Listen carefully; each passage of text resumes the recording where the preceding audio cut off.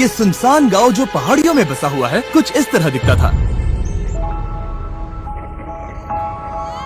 और क्योंकि ये गांव ग्वाटेमाला जंगलों के बीचों बीच बसा हुआ है, एक ऐसा ट्रॉपिकल एरिया जहां गर्मियों में भारी तूफानी बारिश होती है, तब इनमें से कई घर ऐसी भयानक परिस्थितियों के आगे टिक नहीं पाते और यहाँ के लोगों पर अपने परिवार की सुरक्षा के लिए घरों को बार बार बनाने का दबाव पड़ जाता है। हालांकि ग्वाटेमाला सिटी यहाँ से बस 4 घंटों की दूरी पर है और वो इस गांव से बिल्कुल अलग है। वहाँ पक्के बने हुए मार्केट्स और काम मिलने के कई सारे मौके हैं और यही दूरी हम कम करना चाहते हैं। हमें ग्वाटेमाला के इस कम्युनिटी के बारे में पता चलते ही हमने कांटेक्ट किया टेचो को, जिसके साथ हमने 2 साल पहले काम किया था और हमने कोस्टा रिका के गरीब कम्युनिटी के लिए 10 घर बनाए थे ताकि हम इस गांव को नष्ट होने से किसी तरह से बचा सकें। और 1 हफ्ते बाद डैरेन ग्वाटेमाला सिटी के पास पहुंच गए और वहाँ खूबसूरत लैंडस्केप्स और रिच कल्चर होने के बावजूद भी उन्हें जल्दी से एहसास हो गया कि चिसीगुआन के उस छोटे से गाँव तक पहुँचना कितना मुश्किल है। उन्हें पास वाले गांव तक एक चार्टर प्लेन से जाना पड़ा और उसके बाद जंगल से होते हुए मीलों तक चलकर जाना पड़ा। एक ऐसी कसरत जो इन्हें पैसे कमाने के लिए हर रोज करनी पड़ती है। वहां पहुंचने पर डैरेन की मुलाकात हुई एल्बर्टो से, 8 बच्चों के पिता जो अपनी पत्नी मरिया के साथ उनकी देखभाल करते हैं। उन्हें सबसे करीबी सिटी तक पहुंचकर फैब्रिक बेचने के लिए घंटों सफर करना पड़ता है, जिसके लिए सिर्फ $2 मिलते हैं। मतलब उनके परिवार के हर एक सदस्य को हर हफ्ते लगभग $1 में जीना पड़ता है। और इतना ही नहीं, परिवार में सभी को एक ही बेडरूम शेयर करना पड़ता है।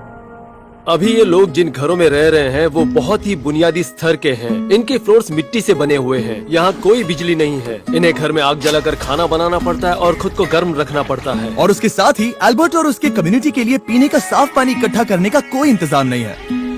हमें अब भी जाकर कुएं से पानी लाना पड़ता है और जितना पानी हम इकट्ठा कर पाते हैं वो हमारे पूरे परिवार के सदस्यों के लिए काफी नहीं पड़ पाता।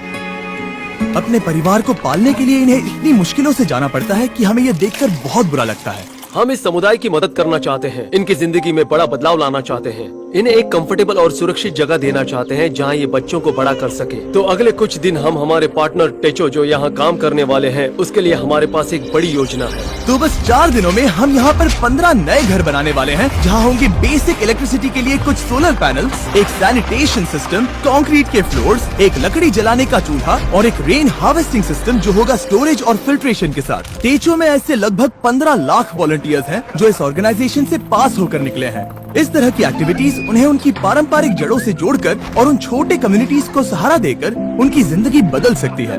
वो अपने और उन कम किस्मत वाले लोगों के बीच की दूरी कम करने में मदद करते हैं।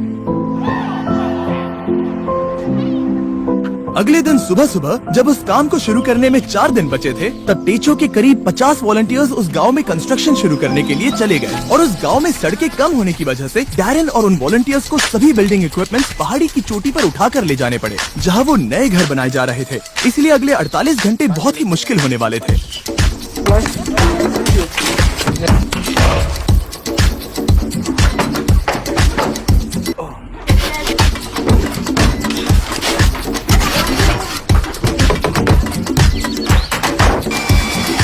बस 2 ही दिनों में उन्होंने घर के कंस्ट्रक्शंस बनाने पूरे कर लिए थे। हालांकि बचे हुए सिर्फ 48 घंटों में अब भी उनके वाटर कलेक्शन सिस्टम के लिए इरिगेशन पाइप्स लगाने और प्लम्बिंग करना बाकी था।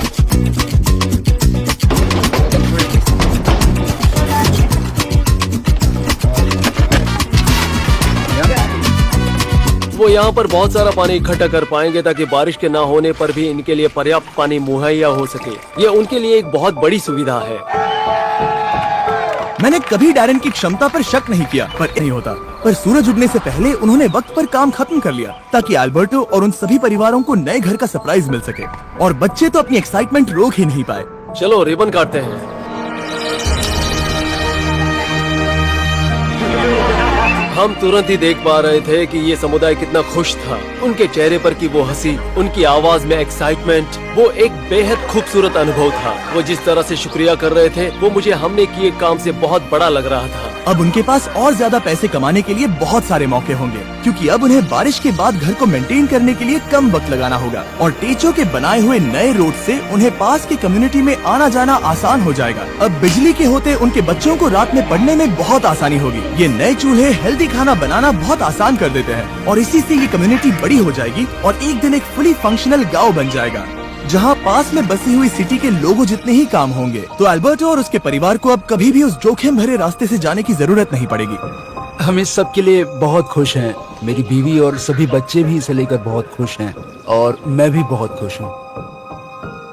और इसके बाद भी हमारे पास इस कम्युनिटी के लिए और एक सरप्राइज है, पर उसे दिखाने से पहले मैं आपको इस वीडियो के स्पॉन्सर के बारे में बताना चाहता हूँ, ड्रैगन सिटी। इस प्रोजेक्ट को स्पॉन्सर करने के बावजूद ड्रैगन सिटी होस्ट कर रहा है एक फिलैंथ्रोपी वीक चैलेंज जो जनवरी 21 से लेकर 28 तक रहेगा। विनर्स टेचो के लिए पॉइंट्स अर्न कर सकते हैं एक इलेक्ट्रिक और एक फ्लेम पेरेंट को ब्रीड करके, और हर 50,000 पॉइंट्स अर्न होने पर ड्रैगन सिटी टेचो.us को $100 डोनेट करेंगे ताकि लैटिन अमेरिका में शेल्टर्स बनाने में मदद कर सके, जिसका डोनेशन गोल है $20,000। और हाँ, इसमें custom mister beast runner island 24 जनवरी से शुरू होने वाला है, जहां आप सभी मिस्टर बीस्ट ड्रैगन्स को इन गेम ऑफर से पा सकते हैं। पर अगर आपको मेरे ड्रैगन्स पसंद नहीं है तो आप हजारों ड्रैगन्स में से भी चुन सकते हैं। फिक्र मत करो, मुझे बुरा नहीं लगेगा जब तक आप सब्सक्राइब करते हैं। ड्रैगन सिटी डाउनलोड करने के लिए डिस्क्रिप्शन के लिंक पर क्लिक करें या फिर इस QR कोड को स्कैन करें, जिसमें होगा special starter pack 15,000 food, 30,000 gold, 10 James, और ज्वाइन करें 20 फिलैंथ्रोपी वीक एक ड्रैगन मास्टर बनकर।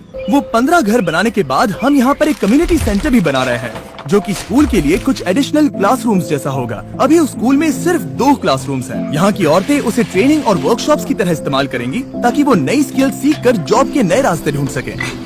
इस गांव के लोगों ने हमारे लिए अपने घरों को खुला कर दिया, अपने दिलों को खुला किया और साथ ही में अपने समुदाय को भी खुला किया, और उसका हमें इस समुदाय में रहकर एहसास हुआ। इस वीडियो के लिए आपका सपोर्ट मायने रखता है। उम्मीद है आपको मजा आया होगा। हमेशा की तरह आप सभी की आंखें इस वीडियो को देखकर लोगों की मदद करती हैं, पर आपकी उंगलियां भी मदद कर सकती हैं उस सब्सक्राइब बटन को दबाकर। तो जल्दी दबाइए और कमेंट्स में हमें बताइए, और जो भी सब्सक्राइब नहीं करेगा उन पर गुस्सा करिएगा। गुस्सा करिए लेकिन प्यार से, क्योंकि हमें पॉजिटिविटी पसंद है। पर हाँ, उन सबसे सब्सक्राइब जरूर करवाइए। बाय। एना की प्यार भरी याद में हमें सपोर्ट करने के लिए शुक्रिया।